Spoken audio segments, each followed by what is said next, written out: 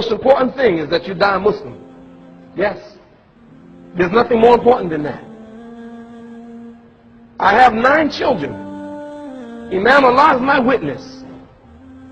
If my children become doctors, I'll be very happy. Or scientists, I would be very happy. But I don't want them to become doctors and scientists and lose their deen. I'd rather them to sweep the streets of New York City and die as a Muslim than to become doctor and then die as a disbeliever. I swear by Allah.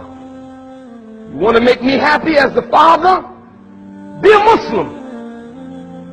Just be a Muslim. Wake up every day and thank Allah for giving you life. Every breath that you have, thank Allah for that.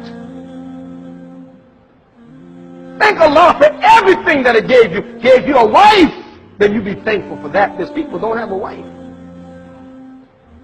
2 blocks from the masjid, there's a homeless shelter. People live there, have no home. You got a home? You don't appreciate your home, it's too small? Thank Allah that you got a home. I've seen people in very bad condition.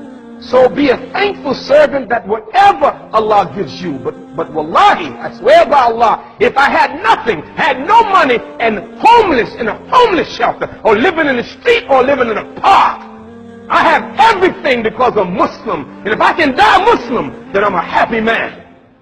And even though I may have nothing in this life, it doesn't matter. It doesn't matter as long as I have Islam. And if I have everything in this world and have no Islam, I have nothing. We have to think like that.